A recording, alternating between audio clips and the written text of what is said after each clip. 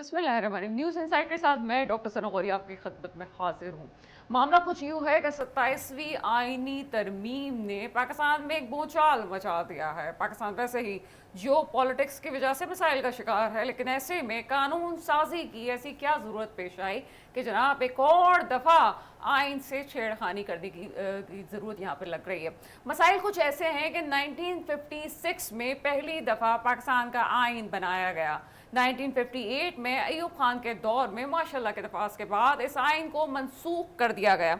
उसके बाद 1962 और फिर 1973 का वो आइन जिसको आज तक हम लेके चल रहे हैं, लेकिन ये वही आइन है जिसमें बहुत दफ़ा तब्दीलियां हो चुकी हैं। यानी कि जब ये आइन बना तो उसी वक्त ही कुछ घंटों में ही तब्दीलियां रोनुमा शुरू हुई, लेकिन ये वो आइन नहीं था कि बहुत जल्दी में बना दिया गया हो। इसके पीछे बहुत से लोग थे, कितने ही थिंक टैंक थे जो इस आइन के बनाने में साथ साथ हमें नजर आए, लेकिन उसके बावजूद वक्त, हालात, ज़रूरत ने तमाम लोगों के पर ही लगा दिए और अब होते होते 27वीं आइनी तरमीम भी हमें नजर आ रही है। वो तो कुछ यूँ आया है कि इस वक्त क़यादत ये कहती है, बहुत सारे सियासतदानों को ये कहना है कि जनाब आसमानी सहीफ़ा तो नहीं है, इसको बदला जा सकता है। बदला तो जा सकता है, लेकिन क्या ये बदलना ज़रूरी था? बतौर सहाफ़ी हमेशा से ही ये बात मेरे जहन में आती है कि अगर इस आइन में बहुत सी ऐसी शिकें हैं कि जिसकी इंटरप्रिटेशन होनी चाहिए, तो इस पर बाकायदा से कमेटी तरतीब देनी चाहिए और फिर से आप बात करें। अगर ये कोई सहीफ़ा नहीं है तो रीराइट भी किया जा सकता है। उसी आइन को मोड़ तोड़ के पेश किया जाना एक अलग ही मसला है, और अगर यहाँ पे वो बासलाहियत और थिंक टैंक मौजूद है जो ये काम कर सकता है तो कीजिए ना ये काम।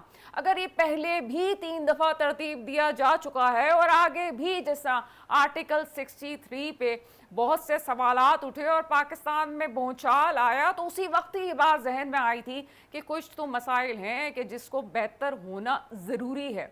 इसमें 18वीं तरमीम और 18वीं तरमीम के बाद अचानक से ही 27वीं तरमीम, बीच में जितनी भी तरामीम होती रहीं उसको इतनी अहमियत नहीं दी गई। 26वीं आइनी तरमीम भी दी, लेकिन वो एक और मामला था। ऐसा क्या है कि 27वीं आइनी तरमीम उन हुकूमतों के लिए सवालिया निशान बन जाएंगी जो सूबों में अपनी किंगशिप कायम कर चुके हैं। इन मौज़ूआत पे बात करेंगे। मेरे साथ स्टूडियो में मौजूद हैं ज़फ़रुल जमील शेख साहब, आपका ताल्लुक कराची से, कराची हुकूक फोरम को आप रिप्रेजेंट करते हैं। सर, प्रोग्राम में आपको वेलकम करते हैं। Thank you very much. Sir, introductory part आपने सुना, मेरा ख्याल है कि मज़ीद कुछ कहने की ज़रूरत नहीं है। क्या कहेंगे, क्या सिलसिला है, क्यों इतनी चेमनगोइयाँ हो रही हैं और कयास आ रही हैं, हमारे सामने आ रही हैं? औज़ुबिल्लाहि मिनश्शैतानिर्रजीम, बिस्मिल्लाहिर्रहमानिर्रहीम। लेकिन जैसा कि आपने इंट्रो में कहा कि हमें पहला आइन मिलने में 9 साल लगे, जबकि जहाँ से जिनसे हम अलग हुए थे वो तकरीबन 2.25 साल में उनका आइन आ चुका था। एक तो ये, और दूसरा आपने कहा कि क्यों ज़रूरत पेश आई। देखें, जिन्होंने तख्लीक़ किया इस आइन को, भुट्टो साहब ने, पहले 22 माह में, अगर मैं भूल नहीं रहा हूँ तो 4 या 5 मेजर तरामीम हो चुकी थी विद इन 22 मंथ्स। लेकिन मसला ये नहीं है कि तरमीम बिल्कुल आसमानी सहीफ़ा नहीं। मैं हमेशा कहता आ रहा हूँ, because constitutions are always meant for the people, people are not meant for the constitution, ये हमेशा कहता आ रहा हूँ। और अभी तक जो रिज़ल्ट्स हैं इस कॉन्स्टिट्यूशन के, अगर आप देखें, गवर्नमेंट बदलती रही, लोग आते रहे, डिक्टेटरशिप आई गई, उस सब के अंदर आवाम को कुछ हासिल नहीं हुआ। This is a fact. जिससे आप इनका जो बेसिक ह्यूमन राइट्स है, फंडामेंटल राइट्स 8 से लेकर 24 तक गालिबन आर्टिकल्स हैं, मैं नहीं समझता कोई एक भी आज तक फ़ाल हुई है, which is the basic I mean rights of your masses. Not a single में एक एक गिन के आपको 14 में ले जाऊँ, 15 में ले जाऊँ, उसकी 17 में ले जाऊँ, कोई फाल नहीं है। ना आपके पास फ्रीडम ऑफ स्पीच है, ना आपके पास फ्रीडम ऑफ एक्सप्रेशन है, ना आपके पास जो फ्रीडम ऑफ असेंबली है, ना आपके पास freedom of right to know. वो उसमें बड़ी मुश्किल से साफ़ियों ने पिछले 10 साल के अंदर 1-2 सूबों ने, आई थिंक सिंध गवर्नमेंट ने आज तक अप्रूव नहीं किया, अभी नहीं हुआ। शायद पंजाब ने दे दिया था उसको, लेकिन उसमें मैंने काफ़ी काम किया ज़माने में CPM वाले। जो भी ट्रैफिक के जितने मसाइल हो रहे हैं उस पर राइट टू नो तो होना चाहिए कि क्या आपके पास रिसर्च है, हाँ डिपार्टमेंट आपके पास। स्पेशली सहाफ़ी का पूरा राइट है कि आप कहीं भी जाएं, you should get the information regardless what department is that. ठीक है, unless and that is some security matter of the country is there. तो मैं थोड़ा सा, मुझे टाइम दीजिएगा सर ना। जैसा आपने इंट्रो में कहा कि खराबी हमारे यहाँ शुरू से रही है। जैसे 9 साल आपके क्यों लगे आइन, इतनी बड़ा आप इकदाम करने जा रहे थे, लेकिन हमारा सबसे बड़ा मसला ये रहा है कि हम बुत तराश लेते हैं, उनसे अकीदा बांध लेते हैं और फिर खामियों को नहीं देखते। जो कौमें अपनी बेसिक खामियों को नज़र डाल के उनको दूर करने की कोशिश नहीं करती, वो कौमें कभी नहीं बनती। वही हमारे साथ हो रहा है। पॉलिटिशियन थे ना, वो 47 से लेके आपके 56 तक, क्यों नहीं उन्होंने आइन, क्या उनको पता नहीं था कि हम एक नए मुल्क इतना बड़ा इकदाम उठा रहे हैं, 9 करोड़ लोगों को हम डिस्प्लेस करने जा रहे हैं, तो उसमें हमको एक आइन की सबसे पहले जरूरत पड़ेगी। बानियाने पाकिस्तान के हवाले से बात कर रहे हैं? एग्जैक्टली, बानियाने पाकिस्तान की बात कर रहा हूँ फिलहाल। बिल्कुल बिल्कुल, ये जो भी पॉलिटिशियन थे उस वक्त, रिगार्डलेस कौन थे, जो भी थे, हम सब जानते हैं। फिर आइन बना। बेसिक बानियाने पाकिस्तान तो जो स्टीम में शामिल थे वो तो रही ही नहीं थे, रही नहीं। वो एक अलग आदमी है। 1958 और फिर लियाकत अली खान की शहादत 51 ऑनवर्ड, 51 ऑनवर्ड तो कोई चीज़ रही नहीं है ना। बिटवीन 51 एंड 58 आपके 6 प्राइम मिनिस्टर बदल गए। आखिरी मेरे ख्याल से फिरोज नून साहब थे, बेचारा he was prime minister for couple of months. 58 में माशाल्लाह आ गया। तो वो कौन थे? पॉलिटिशियन थे। उस वक्त तक तो आर्मी की इंटरफेरेंस नहीं हुई थी, मासवाए एक नेग्लिजेंस के कि मिस्टर जिन्ना ने उनसे कहा कि कश्मीर में डिप्लॉय कीजिए टू फील्ड मार्शल ग्रेसी या जनरल ग्रेसी जो भी था, ही रिफ्यूज। तो अब ज़ाहिर बीइंग अ डोमिनियन, आप डोमिनियन थे, तो आप तो इतने इख्तियारात ही नहीं थे कि आप उसके खिलाफ बीइंग सुप्रीम कमांडर आपको एक्शन ले, हालांकि लेना चाहिए था, एक्शन नहीं लिया गया, जो भी वजूहत थी उसकी। उसके बाद 4 साल किसी तरह खान लियाकत अली खान साहब ने चलाए, उनकी असैसिनेशन होती है। तो अब ये सब मंझे हुए पॉलिटिशियन हैं, एक के बाद जो प्राइम मिनिस्टर बन रहे हैं वो जा रहे हैं, बन रहे जा रहे हैं। मैं तारीख में कोई उसमें कोई जैसे कहते हैं कोई सिंबॉलिक इंटरफेरेंस नहीं देख रहा हूँ आर्मी का। उसके बाद 58 आ जाती है। तो सियासतदानों ने right from the beginning till now कोई ऐसा किरदार अदा नहीं किया जिसको हम कहें कि बहुत ही मेटालिक किरदार था इनका आवाम के बेसिक राइट्स के लिए, आवाम के मफादात के लिए। सॉरी टू इंटरप्ट यू, आपने कहा कोई मेटालिक किरदार नहीं रहा। सियासतदान क्या पहले भी मजबूर थे, अब भी मजबूर है? That is history. मैं मशकूक नहीं, दैट इज मैं इसलिए कह रही हूँ कि जो फिर इदारों की हम बात कर रहे हैं, अयूब खान का दौर, हमें मैं इदारों पे आ रहा हूँ, इदारों पे आ रहा हूँ। हम इस वक्त बात कर रहे हैं दूसरे, हम डिक्टेटर्स की बात कर रहे हैं, तो वो चीज़ें तो रही ना, पहले भी रही हो, 1948 के बाद से शुरू हो गई थी। हुकूमत किस लिए होती है? सियासत हो, सियासतदान हो, या आपके आमिर हों या डिक्टेटर हो, आवाम की फलाह के लिए, आपकी मईशत की बेहतरी के लिए।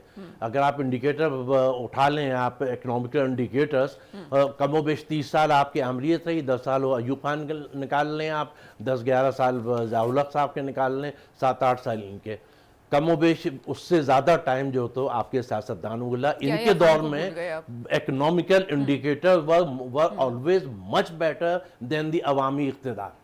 जो भी आया, अयूब खान से पहले आया तो अयूब खान, और आपके मुशर्रफ साहब के बाद आया तो, जो इकोनॉमिक इंडिकेटर इनके अदवार में रहे, किसी अवामी दौर में नहीं रहे। वजह क्या? कि अवामी अदवार शुरू को छोड़ दें आप, अयूब खान से पहले के बाद का कोई ऐसा अवामी दौर नहीं आया जिसको वाकई अवाम लेकर आई हो। आपने इन्हीं के कंधे पे चढ़ के आए हैं, लेट मी से स्ट्रेटली, इस्टेब्लिशमेंट के कंधे पे। वो चाहे भुट्टो साहब का इब्तिदाई दौर हो, या आपके उसके बाद के 2-3 नवाज शरीफ साहब, और फिर बेनज़ीर, और फिर नवाज शरीफ हो, ये आपके तब्दीली सरकार हमारे इमरान खान साहब हो, 18 हम आप उन्हीं के कंधे पे चढ़ के आए ना। आपके 13 के इलेक्शन के बाद उन्हीं की उंगली के इंतजार में था ना। मुझे यहाँ पे एक बात का जवाब दे, फिर मैं आपको कंटिन्यू करने की इजाज़त देती हूँ। मुझे ये बताएं कि कुछ DNS का फॉल्ट होता है, इसमें कोई वो राय नहीं है, मुल्क बनते हैं, कौमों के साथ भी इशू होता है। क्या हमारे DNA में है कि हम सिर्फ डंडे से सुधर सकते हैं, इसके अलावा नहीं सुधर सकते? क्या ऐसा है? देखिए, सुधरने के लिए ज़रूरी है ना कि अगर आप ये जानवरों को टेम करना चाहें तो you need a real instructor. तो हमको इंस्ट्रक्टर नहीं मिला टू आई मीन कि हमें टेम करता हो, पहली बात। दूसरी बात है, मुझे आपकी इस बात पे याद आ गया, कॉन्स्टिट्यूशन का चेयरमैन था आपके कॉन्स्टिट्यूशन कमेटी का डॉक्टर BR अम्बेडकर जी था, कुछ नाम है उसका, उसकी किताब है पाकिस्तान और द पार्टीशन ऑफ इंडिया। उसमें बड़ा क्लियर कट लिख रहा है अपना मौक़िफ़ कि जब उसके सामने लाया गया कि अभी तो दो नज़रिया कौमी नज़रिया पेश किया, उन्होंने कहा कि let them go, that is good for the security of India. उसके अल्फाज सही है कि उनको हमें बिल्कुल जो अलग होना चाहते हैं बिल्कुल अलग हो जाएं, हालांकि हमें 1000 साल साथ रहें। तो डीएनए का तो मसला है, लेकिन डीएनए सब जगह सही होता है, दवाएं होती हैं, आपको दवा नहीं दी गई। अच्छा, अब मैं आ जाऊँ तो जो मैं इस अमेंडमेंट की तरफ, इस वक्त अमेंडमेंट की ज़रूरत है नहीं है, तो वो तो सब पूरी कौम जानती है।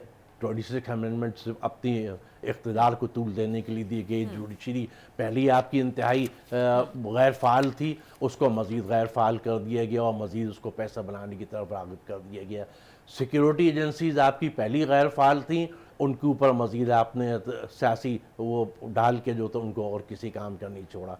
अब जो भी अमेंडमेंट होगी वो बुगा के लिए होगी, अपने मज़ीद इक़्तिदार को आगे बढ़ाने के लिए। उसमें अभी तक जितनी शिकायत, मुझे कोई फंडामेंटल राइट को फाल करने की कोई शिक नज़र नहीं आ रही। तो ऐसी सूरत में जबकि एक सबसे बड़ा अलमिया जो है, जो मैं समझता हूँ, मैं प्रपोज़ल देने जा रहा हूँ, आपको बड़ी बात करने जा रहा हूँ मैं, कि एक जो mistrust right from the day first चल रहा है बिटवीन सियासतदान और इस्टेब्लिशमेंट, वो मिसट्रस्ट ख़त्म होने चाहिए। इसलिए कि सियासतदान इस्टेब्लिशमेंट के बगैर आगे नहीं बढ़ सकते, इसलिए कोई रियल सियासतदान तो फ़िलहाल तो नहीं। आइंदा आप स्टूडेंट यूनियन खोलिए तो आइंदा मेरे ख्याल से 15 साल बाद फिर एक्चुअल सियासतदान निकल मुझे यहाँ पे इस सवाल का जवाब दे दें कि भारत में कोई तकरीब होती है तो वहाँ पे मैं बहुत खुल के नहीं बोल सकती, मैं बिटवीन द लाइन कह देती हूँ, हम सैटेलाइट पे बैठे हुए। भारत में क्यों नहीं है ऐसा? मैं वो सवाल हज़फ कर दिया। मुझे बताएं कि भारत में क्यों नहीं है ऐसा? हाँ, अभी जो मोदी सरकार ने जो कुछ किया, गलती की, और जिस तरह से उनकी आर्मी चीफ का बयान आता है और तीनों क़यादत का उनका बयान आता है, उससे साफ जाहिर होता है कि वो मोदी सरकार के से नाराज़ हैं इस जंग में जो अभी रिसेंट हुई है। उससे ऐसा लगता है कि फ्यूचर में ऐसा कुछ हो सकता है जो कि पाकिस्तान में चल रहा है। वो भी तो चला रहा है मुल्क, उनकी क़यादत भी तो हम देख रहे हैं। ठीक है, हम मानते हैं कि हमारी जुग्राफियाई वहदत ऐसी है कि हम दुश्मनों से घिरे हुए हैं। कोई मुझे भी आके ही कहता है कि क्या ज़रूरत है ये सब कुछ करने की, तो उनको नहीं पता वाकई हमारे साथ प्रॉब्लम्स है, हमें ज़रूरत है। लेकिन सियासत वो लोग भी कर रहे हैं, सियासत हम भी कर रहे हैं, दुश्मन उनके पास भी है, दुश्मन हमारे पास भी है। वो क्यों नहीं उस तरह से चला रहा, और हमें क्यों ज़रूरत पड़े पेश आई इस निज़ाम की? तो मैं आपको दो अल्फाज में, दो लाइन में इसका जवाब दे दूँ। Nehru took over as a prime minister there, और नेहरू की फैमिली जो है, he was suppose to be one of the largest जागीरदार in subcontinent, not only in India, subcontinent. वहाँ इंग्लैंड में सब जगह उनकी और Motilal Nehru was a most prominent, उनका फादर नेहरू के आपके बैरिस्टर ऑफ दैट टाइम। और जैसे कहते हैं ना, फिल्दी रिच जो हम लोग जुमला कहते हैं, वो फैमिली थी। जब वो प्राइम मिनिस्टर बना, इंदिरा वाज स्टडिंग, और ये बहुत से हिस्टोरियन इसने भी लिखा है, आपके स्टैनले वॉलपर्ट ने भी वाकया, she was studying in Oxford. उसने इमीडिएटली उसको टेलीग्राम करवाया इंदिरा को। अच्छा, वहाँ पे she was maintaining a big mention, not only with a big mention, with a chauffeur driven car and all that for her use. उसने कहा कि look, now I am the prime minister of a very poor country, so you should leave the mansion, you should move to the hostel if you want to continue study, and sell your car and pay this fees of the next year. And she did it. ऐसा नहीं उसके पास पैसा नहीं, अब मैं बहुत गरीब मुल्क का प्राइम मिनिस्टर, अब मैं अफोर्ड तुमको अफोर्ड नहीं कर सकता। And she went to the hostel. ये हिस्ट्री है उनकी है। लैंड रिफॉर्म सबसे पहले, जो खुद सबसे बड़ा जागीरदार था, सबसे आते ही उसने लैंड रिफॉर्म करनी पूरा। आपके आज तक लैंड रिफॉर्म नहीं है। आपका वो नाम निहार लैंड रिफॉर्म की थी भुट्टो साहब ने, उसके अपने पहले खाते बनवा लिए गए बड़े बड़े वडेरों ने, उसके बाद फिर लोगों को आज तक देख रहे हैं। एक एक शख्स के बाद 30-30, 40-40 हज़ार एकड़ के जब मालिक होगा, उसमें सिंध की बात कर रहा हूँ मैं, तो पंजाब जो गो कितना ही, लेकिन उनके वो डिफरेंट सिनेरियोज हैं उनके। मसला सिर्फ ये है कि सिंसियर नहीं, you never had a sincere leadership. Jinnah sahab थे कि बेचारे बहुत जल्दी चलेगा, नो डाउट, उनकी सेहत इस काबिल नहीं थी। और जिन्ना साहब का अपना एक जुमला है, कई जगह लिखा जा चुका है। अभी इंडिया भी, पाकिस्तान बना नहीं है, अपने मलबार हिल के घर में कह रहे हैं कि सामने वो थे गांधी और बड़े बड़े दिमाग बैठे हुए स्टडी कर रहे हैं जब कैबिनेट मिशन आया है। तो उन्होंने कहा कि देखो, मैं यहाँ, बल्कि शायद फातमा नहीं को कहा उन्होंने कि वहाँ बड़े बड़े दिमाग लगे हुए हैं हमारे मुस्तकबिल के बारे में, अपने कौम के, और मेरी जेब में सिर्फ खोटे सिक्के हैं। ये अलमी लेकिन है वो हमारा। कायदे आज़म की बात भी थोड़ी तवील हो जाएगी, लेकिन कायदे आज़म खुद जो है जो जो अर्न करते थे वो उस दौर के लिहाज से भी कहीं ज़्यादा था, और उनके पास जो कुछ था उनकी अर्निंग का था, उनकी तनख्वाह का नहीं था। वो जिस तरह से केस के लिए चार्ज करते थे, जब तक केस ख़त्म नहीं होता था तो पर आवर उनके चार्जेस होते थे। ये काम होता है कि आपकी अपनी सलाहियत क्या है, जब तक तारीख से नहीं सीखते आगे नहीं बढ़ सकते। इसीलिए गुफ्तगू हो रही है। एक छोटे से ब्रेक का वक्त हुआ है, ब्रेक के बाद आपके सामने हाजिर होते हैं।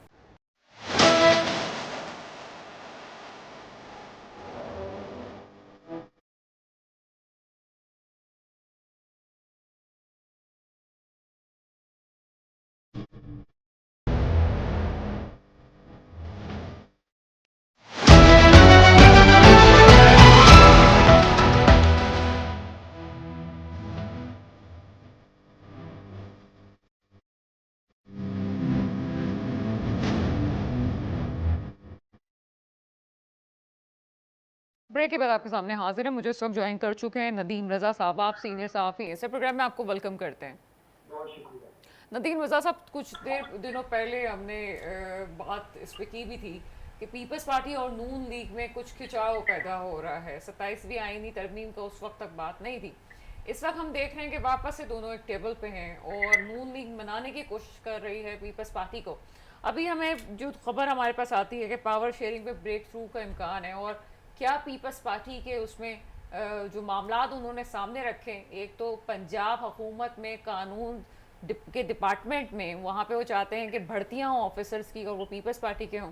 दूसरे 30 ऐसे हलके हैं कि जहाँ पे वो कहते हैं कि तरक्याती फ़ंड पंजाब में दिए जाएं, या वो लोग जिनको टिकट दी गई है पीपल्स पार्टी की तरफ से। 27वीं आईनी तरमीम होनी है, ये क्या सिलसिला चल रहा है या क्या मुकमका हो रहा है? ये तो आपने अपने सवाल में ही सब कुछ बता दिया है कि ये 27वीं तरमीम के पीछे असल मामला है क्या। ये क्योंकि इसमें अवाम का तो कोई लेना देना है ही नहीं। अवाम का इसमें एक परसेंट भी उनका कोई मफाद वाबस्ता नहीं है। ये तो बड़ों की लड़ाई है, बड़ी सियासी जमातों के, वो भी सरबराहान की, कुछ लो और कुछ दो। जो वादे वईद किए गए थे मुस्लिम लीग नून ने वो पूरे नहीं किए पाकिस्तान पीपल्स पार्टी के साथ। तो अब पाकिस्तान पीपल्स पार्टी के पास ये हथियार आया है 26वीं आईनी तरमीम की तरह। आपको याद होगा 1 साल पहले वो अक्टूबर में वो लाई गई थी और वो प्रोजेक्ट मिला था मुस्लिम लीग नून को। बदकिस्मती से मुस्लिम लीग नून उसमें कामयाब नहीं हुई थी। फिर उसका सेहरा जो है पाकिस्तान पीपल्स पार्टी पे डाला गया और फिर बिलावल भुट्टो ने मुज़ाकरात किया, आसिफ जरदारी शामिल हुए। उसके बाद 26वीं आईनी तरमीम मंजूर हुई। तो उस वक्त भी बड़े वादे वईद किए गए थे तमाम सियासी जमातों से। उसमें एमक्यूएम भी थी, जेयूआई भी थी। जेयूआई को मदारिस का और एमक्यूएम को कराची का लॉलीपॉप दिया गया था कि अरबों रुपए के जो फंड्स हैं वो तफवीज़ किए जा रहे हैं। लेकिन कराची का हाल सबके सामने है, पूरे पाकिस्तान के सामने क्या अशर नशर हो चुका है। और इसी तरह से पीपल्स पार्टी के लिए भी कहा था, जो आपने बात की है कि फंड दिए जाएं, जहां पे ये पीपल्स पार्टी के जो पंजाब में 2nd नंबर पर आए थे उम्मीदवार, उनके इलाकों में उन्हें फंड दिए जाएं और उनके जो रजामंदी के साथ ट्रांसफर पोस्टिंग भी की जाए। तो इस मामले पर मरियम नवाज बहुत ज्यादा स्ट्रिक्ट हैं, वो किसी की नहीं मान रही। मरियम नवाज ने तो खैर बहरहाल जो उनके जो वालिद मोहतरम है नवाज शरीफ साहब, उनकी जो टीम हुआ करती थी, जो उनसे कुर्बत में थे लोग, उन सबको भी साइड लाइन कर दिया। इवन अब तो उनके भी कहने पे ट्रांसफर पोस्टिंग है वो नहीं कर रही हैं। तो ऐसे में अपने मुखालफिन को वो कहाँ से देंगी। तो बहरहाल ये 27वीं तरमीम जो है, डेड लॉक तो खैर मैं नहीं समझता किसी किस्म का कोई भी नहीं है, क्योंकि एकदम देखे ना ये होगा इसका निकाला जाता है ये 27वीं तरमीम का, और फिर कहा जाता है कि 243 के ऊपर हम मान गए हैं, और इसी तरह से जो आईनी अदालत है उसके ऊपर पाकिस्तान पुलिस मान गई है। फिर एनएफसी पे कहते हैं हम नहीं मानेंगे। फिर 18वीं तरमीम से कहा जा रहा है हम नहीं मानेंगे, किसी तरह से भी उसके ऊपर हम समझौता नहीं करेंगे। लेकिन फिर आप भी यही हैं, हम भी यही हैं, देखेंगे इंशाल्लाह कि 27वीं तरमीम जो है वो मंजूर कर ली जाएगी। चंद तरमीम को 28वीं के लिए छोड़ दिया जाएगा। जैसे 26 में जो था उसमें भी कई 2 दर्जन से ज्यादा गालिबन कुछ शिकें थी जिनको अगली उसके लिए छोड़ दिया गया था। यही वजह है कि रहमान चिल्ला रहे हैं कि जो माजी की जो रह गई थी जो 2 दर्जन से ज्यादा शिकें, उनको इसमें शामिल किया जाएगा तो हम मुखालफत करेंगे। तो अच्छा बहरहाल सर, ऐसा सर कुछ नहीं मैं है आपसे कि पूछना चाहूँगी कि जब ये 26वीं आईनी तरमीम हुई तो फारूक सत्तार मेरी प्रोग्राम में थे, उन्होंने कहा कि ये 26वीं इसलिए पास हमने इसका साथ दिया है, खामियां हो सकती हैं क्योंकि हम 27वीं में आर्टिकल 140A का मुकम्मल तौर पे नफाज करवाएंगे। तो हमने कहा कि शायद ये चीज़ें आगे होंगी। तो ये 27वीं तरमीम में क्या आप समझते हैं कि वाकई ये जो ज़िले की हकूक़ और इन तमाम चीज़ों पे कोई बात हो रही है कि जनाब ये वाला मामला भी हल किया जाएगा किसी सूरत? देखिए, अभी तक जो चीजें सामने आई हैं 7 पॉइंट हैं, उन 7 पॉइंट्स के अंदर से इसका तो कहीं जिक्र भी नहीं किया गया है। गो के वजीर आजम से मुलाकात हुई है, उसमें बल्दियाती जो कवानीन है उसके ऊपर एमक्यूएम ने बातचीत की है कि उसको स्ट्रेंथन किया जाए, उसमें भी कुछ तरमीम लेकर आई जाए और उनके इख्तियारात दिए जाएं।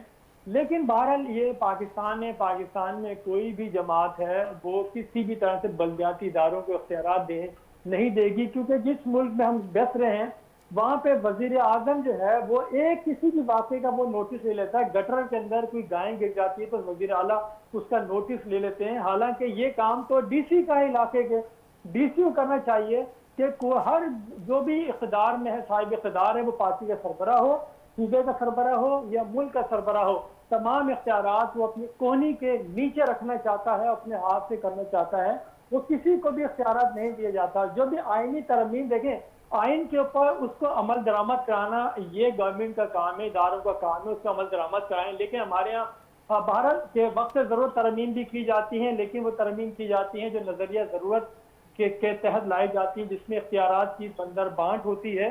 हाँ, इसके अंदर मजीद भी जैसे आइनी अदालतों का क़याम है उसके ऊपर बात की जा रही है और वो एक मौजू है। बज़ाहिर ये कहा जा रहा है कि जो आला अदलिया है उसके ऊपर से बोझ कम करना है, लेकिन इसे देखना पड़ेगा, इसकी सेहत के ऊपर देखना पड़ेगा कि किस तरह से इस्तेमाल की जाएगी। इसी तरह दूसरी भी चीजें हैं तो, लेकिन अगर इसके अंदर किसी अवाम के लिए बेहतरी के लिए, महंगाई में कमी के लिए, अवाम को सहूलत फरामी के लिए, रोजगार के मौके पैदा करने के लिए, बिजली के टैरिफ में कमी के लिए, गैस के टैरिफ में कमी के लिए, और जो कराची का जो उधेड़ कर रखा हुआ पूरा शहर तोड़ फोड़ का शिकार है और यहाँ पे जो स्ट्रीट क्राइम्स हैं, दीगर चीजें हैं, उसकी बेख करने के लिए अगर कुछ इस्लाहात लाई जाएं, तरमीम लाई जाएं, तो मेरे ख्याल में इसमें आवाम को फायदा होगा। आवाम भी कहेंगे कि हाँ, जिनको हमने वोट दिया था वो उनके हक के लिए बात कर रहे हैं। और लेकिन यहाँ तो एक देखिए पूरा साल सियासी माहौल पीसफुल रहा है, माँ सुबह बस जो नोक झोंक जो रही है, ये तहरीक इंसाफ का जो मामला रहा है। अब देखिए तमाम नवाज शरीफ साहब भी एक्टिव हो गए और जितनी जमात सरबराहान अपोजिशन भी सब एक दूसरे के घरों पे जा रहे हैं, मिल रहे हैं, मुलाकातें कर रहे हैं कि तुम हमारा साथ दो, हम तुम्हारा साथ दें। यानी कि वो जो होती है ना अंजुमन सताइश बाहमी, उसके नजरिए के तहत जो सारे लोग वो कर रहे हैं। और जो ये कह रहे हैं कि 27 तरमीम मंजूर नहीं होगी, मैं रद्द करता हूँ और ये हम आप देखेंगे और ये बहुत जल्द इसको जो जो जो इसके मेन जो मतलूबा पॉइंट्स हैं उनके ऊपर तमाम जमातों का इज्मा होगा, कोई मुखालफत का इसका पेड़ा नहीं उठा सकता। बहुत आपने बेहतर तरीके से इसका जवाब दिया। और नदीम रज़ा साहब साथ ही रहिएगा, मैं ज़फ़रुल जमील शेख साहब की तरफ जाऊंगी। ज़फ़रुल जमील शेख साहब, जहाँ पे ये समझ से बाहर है कि कोई भी आता है, हमने बहुत ज़्यादा इस वक्त बात की डिक्टेटरशिप की, तो जिसको जिस सूबे में एंटर करना होता है वक्त और हालात के साथ उसको लाया भी जाता है और निकाला भी जाता है। पंजाब में पहले पीपल्स पार्टी का जोर था, ये तारीख गवाह है, ख़त्म करना तो ख़त्म हो गया। अब अगर जहाँ हकूक़ की बात आती है सूबों की, जो जनूबी पंजाब के लिए तो हर हक देने के लिए और आवाज़ उठाने के लिए तैयार होती है पीपल्स पार्टी, लेकिन जहाँ सिंध की बात होती है तो इंतज़ामी यूनिट और हर चीज़ में पीपल्स पार्टी को एतराज़ है। क्या कहेंगे इस पर? इसलिए कि पीपल्स पार्टी की तो किंगशिप चल रही है ना सिंध में, और दूसरा बड़ा आपके रेवेन्यू वाला सूबा है उनके हाथ के अंदर, कोई उनको पूछने वाला नहीं है और ना उन्होंने काम किया है और ना करेंगे। हम बहुत दफ़ा बोल चुके हैं, चाहे कुछ भी दे दीजिए, वो या तो फंड का रोना इसलिए रोते हैं कि उनके पास पैसे कम पड़ जाते हैं मज़ीद अय्याशियों के लिए, काम नहीं करना उन्होंने, फैक्ट है। और जैसा कि भाई ने कहा, साफ़ी भाई ने, कि ये अपने मफादात की तरमीम होती रही हैं, अब भी अपने मफादात में हो जाएगी। अगर सही तरमीम करनी है तो आप पावर, सिविल और मिलिट्री पावर को बैलेंस कीजिए। उसका वाहिद तरीक़ा ये है कि आर्मी को भी जो है तो आप आइनी ओहदे दीजिए, आइनी तौर पे वो आएँ और ताकि उनके कंधे पे जब वो हुकूमत के हिस्सा रहेंगे तो उनके कंधे पे भी कोई बोझ हो कि नहीं अब हमें उनको बैक डोर से आने की जरूरत ना हो। तारीख गवाह है कि वर्दी वालों ने जब भी इस ओहदा लिया है उनके साथ ठीक तो नहीं हुआ है, ये हमारी तारीख बताती जैसे कानून में लिखे है ना, मैं तो लिख के लाया मैंने कभी देखें जो भी आपका नेक्स्ट जो भी आज का मिसाल के तौर पे तो आपके फील्ड मार्शल साहब हैं, कल रिटायर हो जाते हैं और परसों प्रेसिडेंट ऑफ पाकिस्तान के इलेक्शन की जरूरत है, field marshal I mean previous COAs should be the president of Pakistan। ये अलग बात है, ये तो उसको बिल्कुल प्रेसिडेंट ठीक है, बना लेकिन जो दीजिए। आपने बात हर कही कोर कमांडर को गवर्नर होना चाहिए, रिटायर्ड कोर कमांडर रिटायर्ड को with certain amendments in the powers। और पावर्स को कौन करे? नेशनल सिक्योरिटी काउंसिल आपकी ऑलरेडी बनी हुई है, उसको एम्पावर्ड कीजिए, उसमें आप जुडिशरी के आपके सीनियर जजेस लेकर आइए रिटायर्ड, उसमें आप बिजनेस तबके के चैम्बर ऑफ कॉमर्स के प्रेसिडेंट को डालिए, उसमें आप चीफ सेक्रेटरीज को 2 डालिए, एक 11 से लेके 15 रुकनी बिल्कुल पावरफुल नेशनल सिक्योरिटी काउंसिल बनाइए, और plus president should have the power आप रिवोक कीजिए 58(2)B बिल्कुल होनी चाहिए, ताकि ये प्राइम मिनिस्टर बन के जो किंग बन जाते हैं, ये बहुत जरूरी है पाकिस्तान के अंदर। लेकिन वो 58(2)B उसी वक्त एक्सरसाइज करेगा प्रेसिडेंट जब ये नेशनल सिक्योरिटी काउंसिल एक सादा अक्सरियत से उनको बोलेगी, जब ये उनको बताएंगे अभी जरूरत है, नेशनल सिक्योरिटी काउंसिल सादा अक्सरियत से पास करेगी, यू शुड रिवोक इट। और अच्छा, तो पूरी असेंबली जाने की जरूरत नहीं, आप प्राइम मिनिस्टर को हटाइए। मेरा जाती ख्याल ये है कि जो पीटीआई के बानी के साथ हुआ, वो जितने पावर में थे वो आर्टिकल 58(2)B को अगर लागू करवा देते अपने दौर में तो शायद ये सब कुछ ना होता जो आज उनकी पार्टी को भुगतना पड़े। उसी का खमियाजा भुगत रहे हैं हम। जो कुछ हुआ, मेरा ख्याल है कि उनकी पार्टी ने जो कुछ किया वो एक अलग मैटर है, लेकिन अपने आप को सेव करने के लिए शायद आर्टिकल 58(2)B उस वक्त लगा लेना चाहिए था, वापस इंप्लीमेंट कर लेना चाहिए था। नदीम रजा साहब, आपकी तरफ आते हैं। ये सवाल मैं आपसे भी पूछना चाहूंगी, टेक्निकली जुनूबी पंजाब की हम बात करें तो वहाँ पे पीपल्स पार्टी का वोटर सपोर्टर डायरेक्टली तो नहीं है, वहाँ पे हम देखते हैं कि जो लोग वहाँ पे पीपल्स पार्टी के मौजूद हैं वो पीरी मुरीदी वाला चक्कर है, या जनाब जैसे सफरुल जमील शेख साहब ने पहले कहा था कि हम बुत तराश लेते हैं, तो जुनूबी पंजाब में तो बुत तराशने वाला सिस्टम है, वहाँ कैसे स्ट्रॉन्ग पीपल्स पार्टी या तो करना चाहती है या समझती है जनाब आहिस्ता आहिस्ता करके पंजाब में होल्ड करना है क्या सिलसिला? सिर्फ सेक्टरियन फैक्टर है, दैट्स इट। देखें, ये तो कोई बात ही नहीं है। जनूबी पंजाब में इन्होंने कई साल हो गए जब वहाँ पे अलग पार्टी का सदर भी बनाया था और वहाँ पे काफी चेंजिंग लेकर आए थे, लेकिन जमीनी हकायक उसके बरखिलाफ रहे। जब इनके पास था कुछ भी नहीं किया, ये लॉलीपॉप दी जा रही है वहाँ के 12। इसमें कोई शक नहीं था कि ये जनूबी पंजाब पीपल्स पार्टी का गढ़ रहा है और अभी भी एक मैं समझता हूँ अच्छा खासा vote bank Pakistan Peoples Party का वहाँ है। ये सिर्फ एक पॉलिटिकल नारे की तो हो सकता है, लेकिन रियलिटी के बिल्कुल ही खिलाफ है। जैसा कि आपने कहा कि जब जो सेंट्रल की पार्टी होती है, जब एक इलाके के हकूक की बात करती है और तो दूसरे इलाके में वो उनके ऊपर कब्जा कर लेती है, मसलूब कर लेती है, उनको आज़ादी नहीं देती है, उनको हकूक नहीं देती है, तो फिर इसको हिपोक्रेसी कहा जाता है। यही है जो सिंध की आपने बात की, सिंध के हालात आप देख लें, क्या सूरत हाल है, कच्चे के इलाके में क्या सूरत हाल है, क्योंकि दोनों कच्चे के इलाका जो है ये दोनों ही सूबा सिंध भी और जनूबी पंजाब भी दोनों ही उसके हुदूद में आता है। तो यहाँ देख लें आप क्या है।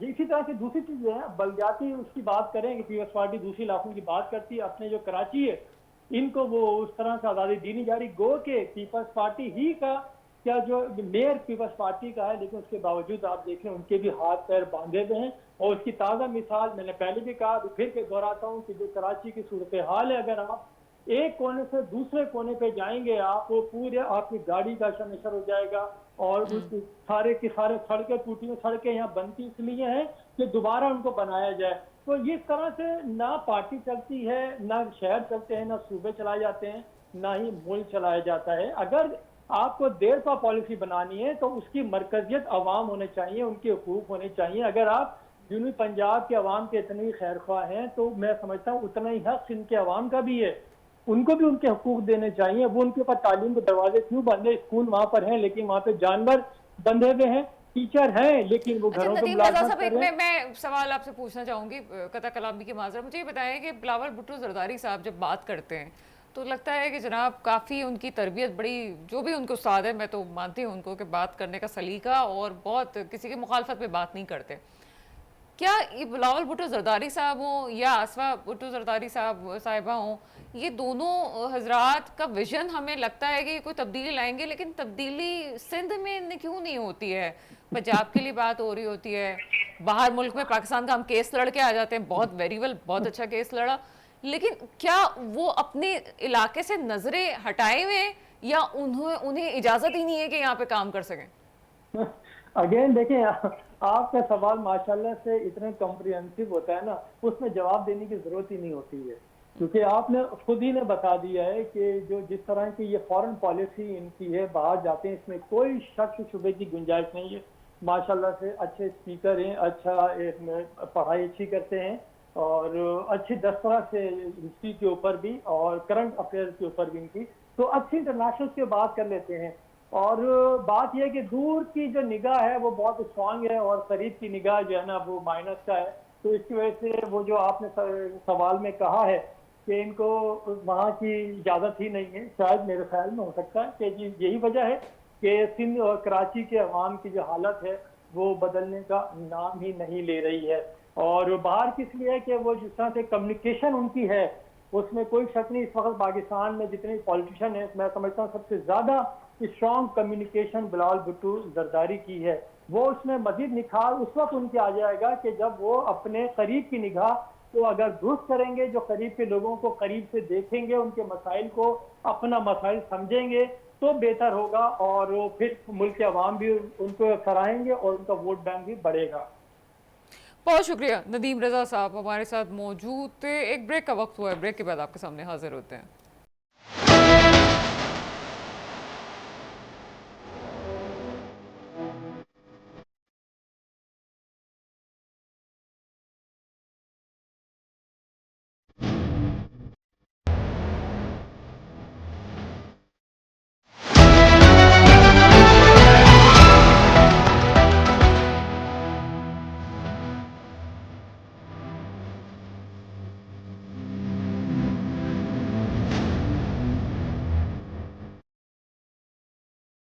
ब्रेक के बाद आपके सामने हाजिर है, मुझे इस वक्त ज्वाइन कर चुके हैं जुल्फ़िकार अली बदर साहब, आपका ताल्लुक पीपल्स पार्टी से। लेकिन मैं सवाल पूछना चाहूँगी ज़फ़रुल जमील शेख साहब से। हिस्टोरिकल हम बैकग्राउंड की बात करते हैं, चीज़ें हमें पता है कि पाकिस्तान में इतने सालों से 78 ईयर्स से किस तरह से हो रही है। ये जो अमेंडमेंट होती है ये भी कोई डीप इंजीनियरिंग का हिस्सा है? जिस तरह से हम 2008 में हमने पहले साफियों ने हमने सोच लिया था कि ये वाली जो डीप इंजीनियरिंग 2008-10 में हमने देखी वो हमें आगे नज़र आनी थी, जो कि आई। अब आप क्या समझते हैं कि ये जो 27वीं अमेंडमेंट है ये भी किसी डीप इंजीनियरिंग का हिस्सा हो सकता है? सियासतदान खुद अपने फैसले नहीं कर रहे हैं। डेफिनेटली ये देखिए ना, मैंने तो कहा ना कि 26 अमेंडमेंट्स में कोई एक अमेंडमेंट बता दीजिए जिसने कुछ आम आवाम के लिए डिलीवर किया उस अमेंडमेंट के बाद। सियासी पार्टियों के आपस का मुकबका होता है, उनके पीछे इस्टेब्लिशमेंट होती है, कुछ इस्टेब्लिशमेंट को इनसे मनवाना होता है, कुछ इनको उनसे कुछ चाहिए होता है, और वही एक उसी का शाखसान है। इस वक्त 27वीं तरमीम जा रही हो, आपने बल्दियाती उसका कहा, मतलब 140 की कोई जिक्र नहीं हो, सही बोल रहे हैं, एक जिक्र नहीं है जितने भी। हाँ कोई, जबकि सबसे इम्पोर्टेंट चीज़ वो ये है कि आपके डेवल्यूशन ऑफ पावर की जाए, आप आवाम तक जाए। कराची के हाल हो गए, काउंसलर को पैसे मिले और उनको ऑब्जर्व करे, कोई उनको सुपरवाइज करे कि वो काम करें। कराची को खंडर बना दिया। मतलब एनएफसी की तो हम बात करते हैं, पीएसएफसी की तो हम बात ही नहीं कर रहे हैं। उसकी है नहीं, चल एनएफसी नहीं मिला आपको, दूसरी तो मिले हुए हैं ना। पिछले प्रोग्राम में आपको बताया था कि 15,000 अरब तो उनको बाहर से मिले हैं। आपके ये रेड लाइन जो क्या अधूरी खोद के डाला हुआ है, वो कहाँ गया 15,000 अरब रुपए? तो मैंने बड़े बड़े दानिश्वर बता के गए आपके टीवी स्टेशन पर ये पैसे इन्होंने खाए। यूनुस बंगाली आए थे, उन्होंने पूरी तफसीलात बताई एक एक फिगर की। 3,500 अरब रुपए जो स्पेसिफिकली कराची के लिए मुख्तस हुआ था पिछले 10 साल में, वो 1 रुपया नहीं लगाया और ना उसका कोई पता है कहाँ गया। आप कराची की बात कर रहे हैं और लास्ट प्रोग्राम में आपसे इंतजामी यूनिट की बात हुई थी, मैं आऊँगी आपकी तरफ इसी सवाल पे, लेकिन जुल्फ़िकार अली बदर साहब की तरफ चलते हैं। जुल्फ़िकार अली बदर साहब, ये क्या सिलसिला है 27वीं आईनी तरमीम का? पीपल्स पार्टी का क्या मौक़िफ़ आ रहा है? पहले कहा जा रहा था जनाब 14 नवंबर को ये मामला हल हो जाएगा, अभी करंट क्या सूरत हाल है? बिस्मिल्लाहिर्रहमानिर्रहीम, बहुत शुक्रिया डॉक्टर साहब, आपने अपने प्रोग्राम में इनवाइट किया है। देखिए, अभी कुछ देर पहले ही बिलावल भुट्टो जरदारी साहब ने मीडिया से बात की है और अपनी बात के दौरान उन्होंने सारी चीजों को क्लियर किया है। जिस जिस पॉइंट के ऊपर कोई रिजर्वेशन थी वो भी उन्होंने बताया, जिस पे वो सपोर्ट करना चाहते हैं आर्टिकल 243 उस पे भी उन्होंने बताया है। इलेक्शन कॉन्स्टिट्यूशनल कोर्ट्स बनाने के लिए भी सपोर्ट का किया है, जजेस की ट्रांसफर का जो बिटवीन 1 टू डिफरेंट प्रोविंसेस करनी है उसका भी तरीकाकार उन्होंने बताया है। वो एनएफसी के ऊपर तो कोई क्वेश्चन ही जो है वो नहीं आता कि सूबों को अपना जो फाइनेंशियल कंट्रीब्यूशन है वफाक की तरफ से जो सूबों का हक है उसको वो गिव अप करे, ये तो क्वेश्चन डजंट राइज। तो ये काफी चीजों को क्लियर कर दिया। मैं नहीं समझता कि इसके बाद मजीद कोई बात रह जाती है कि इसके ऊपर करने वाली। तो बाकी ये कि जब तक ड्राफ्ट को असेंबली में लेके नहीं आते बाकी चीजें, तो ये मीडिया के ऊपर भी सोशल मीडिया पे भी क्या तरह चलती रहेंगी और इसी तरह एक कंफ्यूजन रहेगी जब तक चीजें होती नहीं है। अच्छा, ये तो तो हमारे end पे जो था वो जुल्फिकार अली बदर साहब ने खुद ही सारा बयान कर। सॉरी टू इंटरप्ट यू, मुझे ये बताइएगा कि ये कयास आ रहा है या नहीं है? ये तो बड़ी ऑथेंटिक न्यूज़ है और ये जो पंजाब हुकूमत की तरफ से बात आई है कि पीपल्स पार्टी की तरफ से जो इस वक्त पावर शेयरिंग पर ब्रेक थ्रू का डेडलॉक आ गया है, वो इस सूरत में आया है कि वहाँ पे आपने अपने लोगों के लिए तरक्याती फ़ंड मांगे हैं 30 लोगों के लिए, और इसके अलावा पंजाब के लॉ डिपार्टमेंट में भर्तियाँ, ऑफिसर्स की भर्तियाँ मांगी हैं। ये किस हद तक ठीक है? डॉक्टर साहब ये भी जो है वो मीडिया पे चल रही है, अभी तक कोई इसकी ऑथेंटिकेटेड न्यूज़ हमारे तक नहीं आई कि जी उन्होंने बिल्कुल ऐसा कुछ किया है। ये मीडिया पे ही चीज़ चल रही है कि जी फेडरल गवर्नमेंट ने कर दिया है। बट ये तो पहले दिन से जब पंजाब गवर्नमेंट बनी थी तो उसी टाइम पे चीजें तय हो गई थी कि इन्होंने सपोर्ट करना है। आज 1.5 साल बाद अगर कर रहे हैं तो कोई ऐसी चीज नहीं है, बस टाइमिंग कोई ऐसी मैच हो गई जिसकी वजह से ऐसा लग रहा है जैसे शायद कोई लेन देन हो रहा है, ऐसा कुछ नहीं है। मतलब आप समझते हैं कि सिर्फ वक्त का सर सब प्रोग्राम सारा जो पाकिस्तान में खेल हुआ है कभी भी, तो वो टाइमिंग का तो ही तो खेल है। 9 मई इतना हाइप थोड़ी पकड़ता अगर टाइमिंग का मसला ना होता तो। जी सर, आपकी आवाज नहीं आ रही डॉक्टर साहब। सर वक्त की नजाकत का ही तो मसला होता है, वक्त पे ही तो वार किया जाता है, वक्त ही तो समझाता है। तो जिस वक्त जो काम करना होता है उसी वक्त ही वो चीज़ें हो रही होती हैं। सर ये इंतज़ामी यूनिट के हवाले से क्या आपका मौक़िफ़, मैं आपका पर्सनल मौक़िफ़ जानना चाहूँगी कि पाकिस्तान में मुख्तलिफ़ जगहों पे इंतज़ामी यूनिट की बात की जा रही है, आपका क्या मौक़िफ़ है इस हवाले से? देखें, इसमें बड़ा क्लियर है कि जो कॉन्स्टिट्यूशन अलाउ करता है तो उसके अंदर कॉन्स्टिट्यूशनली जो चीजें पॉसिबल है उसको करना चाहिए। ऑलरेडी डिस्ट्रिक्ट एडमिनिस्ट्रेशंस बनी हुई हैं, उनको रन कर रही है, तमाम सूबे रन कर रहे हैं। तो अगर कोई मजीद इसके अंदर डिवीजन करनी है तो तमाम सूबों को कंसेंसस बिल्ड कर लें, तमाम सूबों को इकट्ठा बिठा लें, बातचीत कर लें।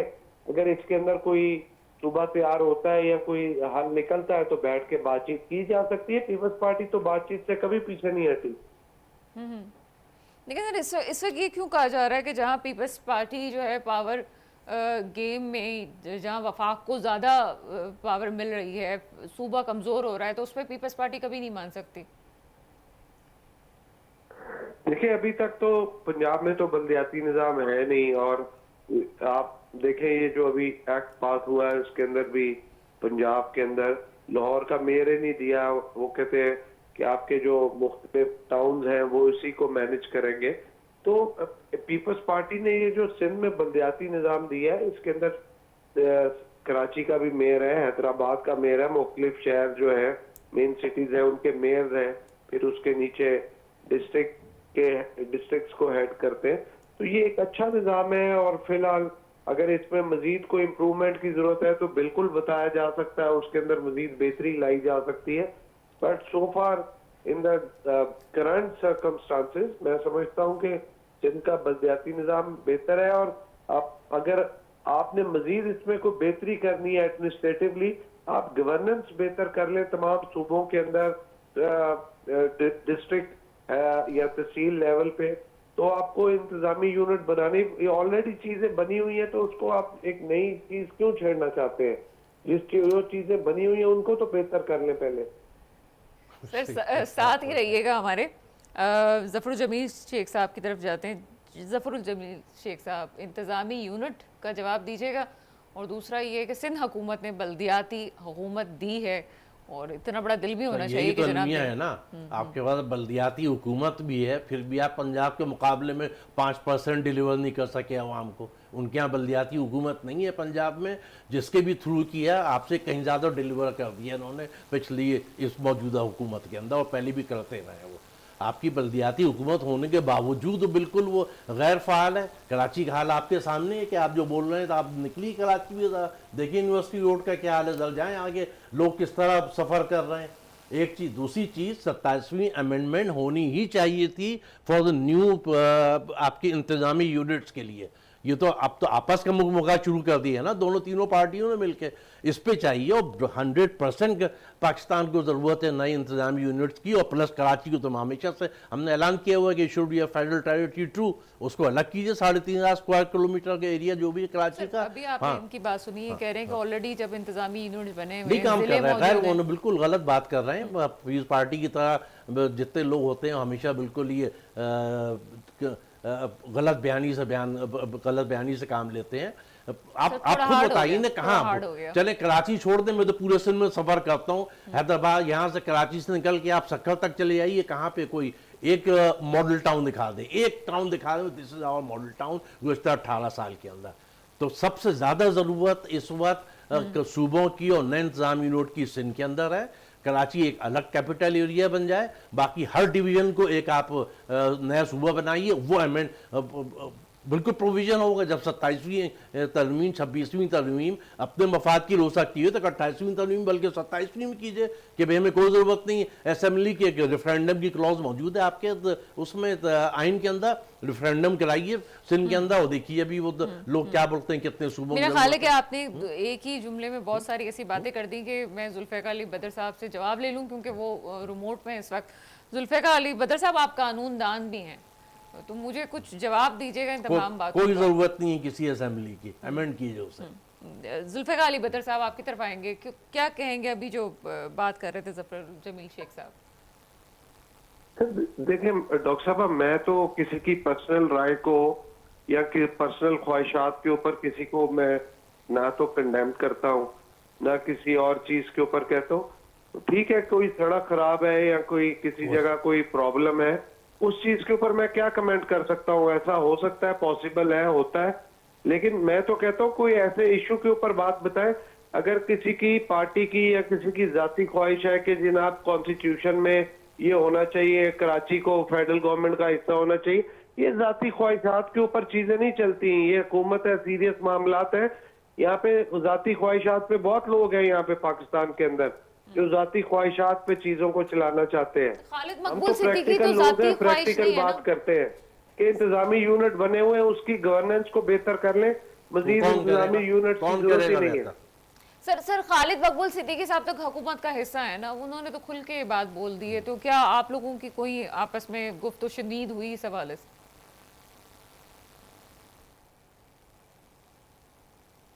जुल्फ़िकार अली बदर साहब, मुझे सुन सकते हैं? जी जी मैडम, क्या कह रही हैं डॉक्टर साहब? सर मैं जाती राय की आपने बात की, उसमें से एक छोटी सी बात आपसे अपनी इस्लाह के लिए मैं पूछना चाह रही हूँ, इल्म में थोड़ा सा मेरा इजाफा हो जाए। खालिद मकबूल सिद्दीकी साहब अभी हुकूमत का हिस्सा है, वफाक में आप लोग सब साथ बैठे हुए, सूबे में अलग मसले। खालिद मकबूल सिद्दीकी साहब ऑन रिकॉर्ड ये बात कर चुके हैं फेडरल के अंडर आने वाली और इंतजामी यूनिट की, तो क्या कोई आप लोगों की आपस में कोई बात हुई कि नहीं जनाब ऐसा नहीं है, आप पहले जो यूनिट बने हुए उन्हीं को ही ठीक कर दें? देखिए, हमारे से खालिद, हम इज्जत करते हैं खालिद में मकबूल सिद्दीकी साहब की। वो पार्टी में बैठे हुए, आज गवर्नमेंट में बैठे हुए, एक पार्टी को हेड करते हैं। अगर उनकी पार्टी की कोई पॉलिसी ऐसी है या कोई जाती उनकी ख्वाहिश ऐसी है, बात करने से यहाँ पे कोई किसी को नहीं रोक सकता। यहाँ पे हर बंदा अपनी मर्जी की बात करता है। हमने यहाँ पे देखना है प्रैक्टिकलिटी क्या है, चीजें चल कैसे सकती हैं, लॉन्ग टर्म में कैसे चल सकती हैं, यहाँ पे कंसेंसस कैसे बिल्ड किया जा सकता है, लोगों के साथ तमाम पॉलिटिकल फोर्सेस, स्टेक होल्डर्स मिलके कैसे आगे लेके चीजों को चल सकती हैं। कराची में एमक्यूएम ने भी रहना है, पीपल्स पार्टी ने भी रहना है, दीगर जमातों ने रहना है, बैठे आए, बैठ के बातचीत कर लें, जाके अपना सिकल एजेंडे के ऊपर आप अपनी लॉबिंग करते हैं। भाई मेन स्टेक होल्डर्स जो कराची के या सिंध के हैं उनके साथ बैठ के कोई कंसेंसस बिल्ड करें ना, या उनको कन्विंस कर लें या कन्विंस हो जाए। अदरवाइज तो ये चीजें चलती रहेंगी। कराची के लिए तो तमाम पॉलिटिकल फोर्सेस और स्टेक होल्डर्स जो है उनको इकट्ठे बैठ के बातचीत करनी होगी। आज आप गवर्नमेंट का हिस्सा है, आपका इन्फ्लुएंस है, आप जोर आजमाई कर सकते हैं। इसका मतलब ये थोड़ी है कि आपने सारी जिंदगी गवर्नमेंट में रहना है। ठीक है, आप लोकल लेवल पे आके देखेंगे कैसे चीजों को मैनेज करना है, क्या प्रैक्टिकल क्या अप्रोच है, गवर्नेंस बेहतर करने की क्या अप्रोच है। ठीक है, पहले इनको लोकल गवर्नमेंट मिली है, इन्होंने कोई काम शाम किया, लेकिन क्या आप समझते हैं कि हर दफा इन्हीं का राइट है लोकल गवर्नमेंट लेना, या यही कोई चीजें बेहतरी कर सकते हैं। अपनी मिनिस्ट्रीज जो मिली हुई है उसके अंदर बेहतरी लेके आए, और जो इलेक्टेड नुमाइंदे हैं उनके साथ बैठ के चीजों को बेहतर करें। दूसरी पार्टियों के साथ बैठ के बातचीत के जरिए अपनी प्रपोजल्स दें तो उसका कोई पॉलिटिकल हल निकल सकता है। अदरवाइज ये खींचातानी की सियासत तो कब से चलती आ रही है और हम देख रहे हैं। हम तो चाहते हैं कि इस मुल्क में पॉलिटिकल निजाम में बेहतरी आए, माइंड सेट में बेहतरी आए, एटीट्यूड में बेहतरी आए, उसके लिए सोचना पड़ेगा। बाकी मैं ना मानूं कि रेट तो आपको पता है कई पार्टियों के अंदर ऐसे लोग बैठे होते हैं तो वो बात कर देते हैं जी ये ऐसे है ये वैसे है, तो हमारा काम है सुन लेना, आगे से कमेंट नहीं करना, क्योंकि लोगों की फिर किस किस को कमेंट करेंगे, किस किस को कंडेम करेंगे, किस किस को निगेट करेंगे। तो लिहाजा बड़ा दिल रख के सुनना चाहिए। प्रैक्टिकल अप्रोच हो तो उसके ऊपर बिल्कुल बैठ के हम करेंगे। हमारे साथ ही रहेगा जुल्फ़िकार अली बदर साहब, आपका मौक़िफ़ आ गया है। ज़फ़र जमील शेख साहब आपकी तरफ आते हैं। पहले तो मैं ये ऑन स्क्रीन कहती चलूँ कि चाहे वो ख्वाजा आसिफ साहब के हमने बहुत सारे बयानात अभी देखे जो कि बहुत खुल के बोलते हैं, आजकल तो बहुत ज़्यादा खुल के बोल रहे हैं। ख्वाजा आसिफ साहब का कोई भी बयान ज़ाती नहीं हो सकता क्योंकि वो हुकूमत का हिस्सा है। इसी तरह से खालिद मकबूल सिद्दीकी साहब का भी कोई बयान उनकी दिल की राय नहीं हो सकती क्योंकि वो हुकूमत का हिस्सा है। आगे चलते हैं, ज़फ़र जमील शेख साहब क्या कहेंगे अभी जो बात कही गई उस हवाले से?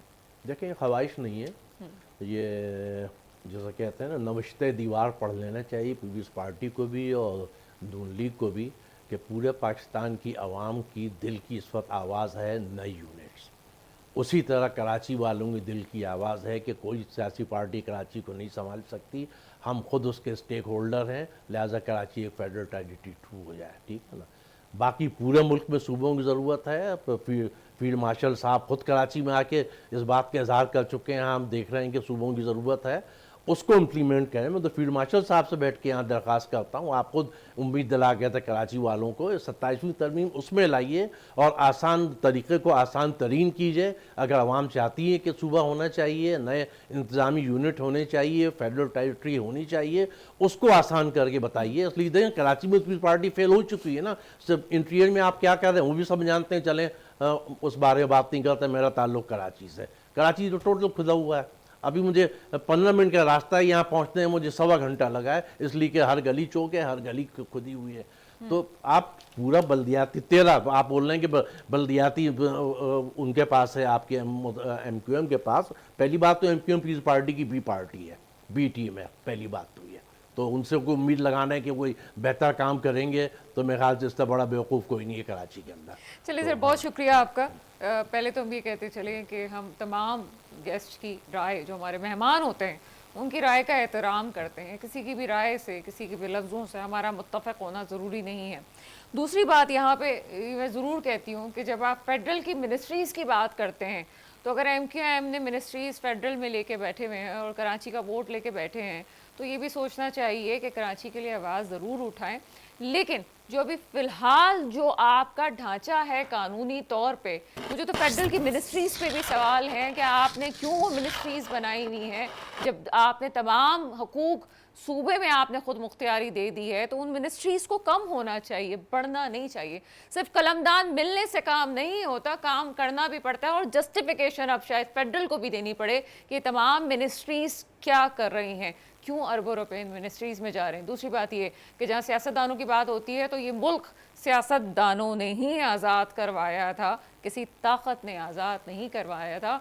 सियासतदानों को भी अपनी ताकत का अंदाज़ा होना चाहिए कि जनाब वो क्या कर सकते हैं और क्या नहीं कर सकते। मेरे मुल्क पे हुक्मरान आए जो वाकई मेरे मुल्क के मुस्तकबिल की हिफाजत करें। इसके साथ ही प्रोग्राम का वक्त ख़त्म होता है, मुझे इजाज़त दीजिएगा। खुदा हाफिज़।